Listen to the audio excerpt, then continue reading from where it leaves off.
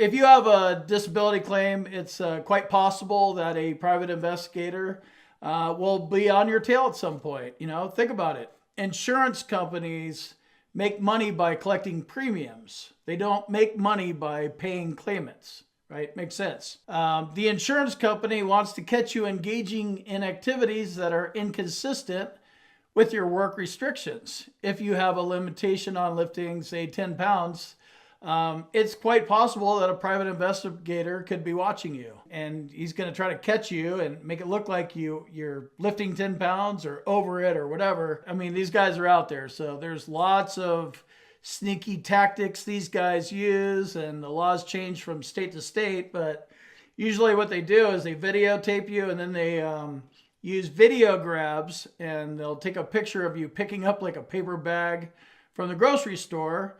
You're well within your restrictions to carry it because it's got a bag of chips in there. But he may, he'll use the worst screen grab that he can, and, make it look like you're struggling with it or something, because it's a screen grab. And he'll make it look like you're carrying something that's heavier than you're supposed to be carrying. They put very little emphasis on the 23 hours of the day that you don't come out. They put a lot of emphasis on when you are moving about. And yeah, he sure seems to be moving around well and without effort. And, they don't mention the painkillers and stuff like that. So this is an actual report, and this is the way it's going to show up. They're going to film you for 3 days or 5 days or however long, and that's basically what you're going to be going up against. So I redacted all the names and locations to the best of my ability to hide the innocent, and I just want to give you a sense of what one of these reports look like, and you'll be surprised. Big business, right? Private investigators. You might be a private investigator. So if you're a private investigator or a Leo, I know a lot of cops watch my channel. What do you guys know about this? Let me know. Chime in. Is this accurate info? This was a couple years ago. I can't see the tactics changing much. So here is the surveillance investigation report. This is a real report. A couple of notes before I start. I have permission to use this report. I said I would redact everything out of it that shows names, dates, protecting the innocent, all that kind of stuff. It may vary in your state how a report like this might happen. But if a private investigator is following you for a disability case, this is the kind of thing they will generate. It may not look exactly like this, but it's going to have this kind of detail in it. They follow you around with a video camera, and they take screen grabs at opportune moments. You got a brown grocery bag and you have a 10-pound lifting restriction. They're going to pick the screen grab that makes it look like you're carrying bricks. This is just what these guys do. So let's go through it. This is going to be a pretty extensive thing, and I'm going to fill in the blanks. Like I said, there's a lot of blank spots, which is right here. Confidential report, obviously. No dates or anything like that. It says what the assignment was. So-and-so was contacted to conduct surveillance investigative actions. That sounds official. It says the dates and times of surveillance. So this one was a 3-day surveillance on a Sunday, Monday, and Tuesday. 7 to 5, what's that, 10 hours? So roughly this was 10 hours a day for 3 days between, during the daytime hours.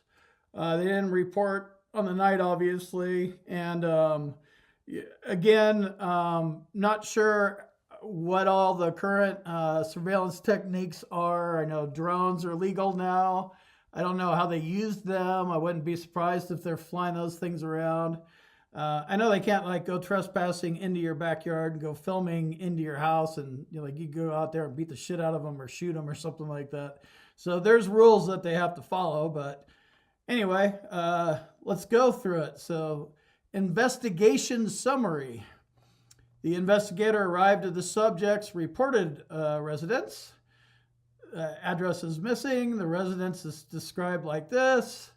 A car was present, a license plate and a car was observed. So they're real detailed about the time they arrived. And, because this is a first-hand witness thing, they might have to go into court or something like that. And so they're real detailed, so they could just go read their notes, because that's part of the whole deal. The insurance companies pay big money for these things, and this is big business. So, it gets there at 7:01, sees an African-American male in his 30s exiting and entering his car and taking off. People in their 30s, somebody hops into a Volkswagen, she takes off. Surveillance was relocated to another place, set up shop at another location, found the subject at 1:56 p.m., he was carrying a large bag, they say large bag, several other items from the trunk, making multiple trips to and from his car, and his mobility did not appear to be limited. And this is the kind of stuff that they say. Notice that, and that's it, at 5:01 p.m., surveillance was terminated. So this guy saw some activity at 1:56 and said some lifting was going on. Large items, multiple trips. Doesn't say anything. Shows up the next day at 5:59 a.m. Subject didn't appear, and then he did. He's moving in a fluid manner. Subject was departing his residence. Then they go to moving surveillance. So what's going on here is these guys are sitting in your neighborhood with tinted windows and stuff like that.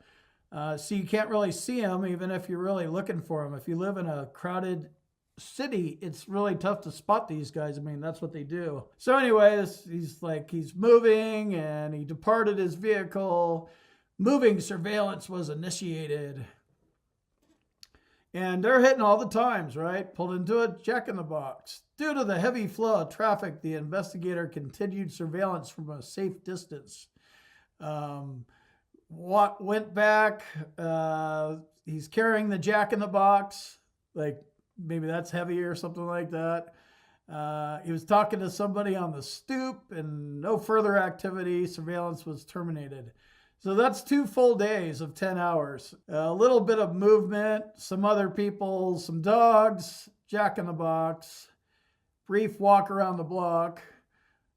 Oh, no, that's day 3. So comes back, smoking a cigarette. There's a cooler being moved around. There's fetch going on with some dogs. Brief walk. Looks to be walking fine, a takeout bag, and, 4:02 p.m., no further activity, surveillance was terminated. So in this particular thing, it's funny to note that they're just talking about the time, and they're real specific, and they drag out this verbiage of all the times that they see you. I mean, I guess that's what they have to do. This happens, again, like I said, this is an actual real report. So they did some kind of comprehensive research and mapping software and began surveillance and blah, blah, blah. And they'll go check your internet activity. In this one, the Facebook address was in there. I don't know what happened with any other social media accounts. This is another good point. I talk about with your VA claim, when people are asking you what you do for a living, you say that you're retired. And I'm not saying that the VA has the resources to go do this. I'm sure it's happened.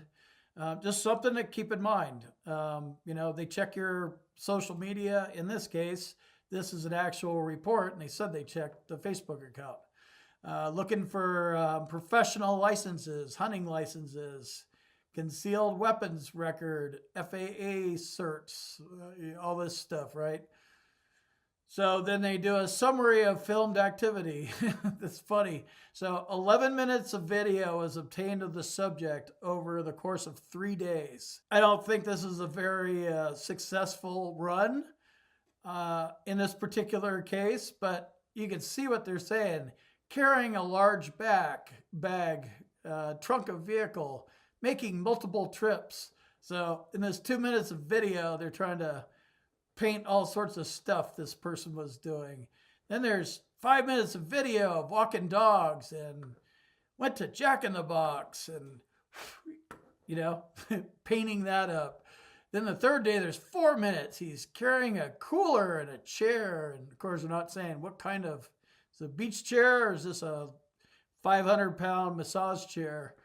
Walking and takeout stuff, right? So again, 11 minutes of video, but they're not focusing on what's 72 hours, right?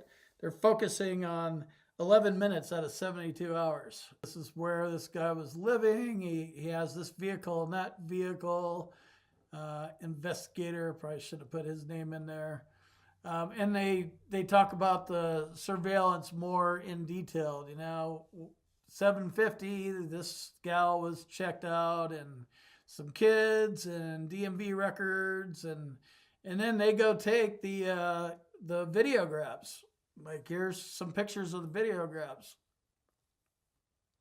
Here's another picture. They do check in, I guess, once an hour. Nothing happened. So I take that back. Comes back the next day, same kind of thing. Nothing happened, whatever, walking dogs. The subject did not appear to be straining and moved in a fluid manner. Video, like screen grabs. Subject departed his residence, blah, blah, blah. Jack in the Box, following from a safe distance. So this is the detail these guys go into. There's some more pictures of whatever, a chair and a cooler maybe in this one. So that's basically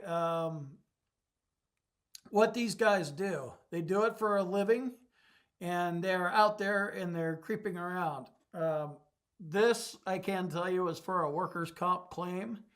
I know they do these on disability claims as well.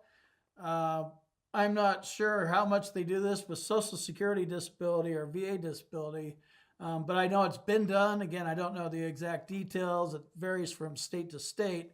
But I just wanted to show you guys that these people are out there. Let me jump in here real quick and tell you about my boot camp. If you want to learn more about the VA claims process, check out my boot camp. You can talk to me live.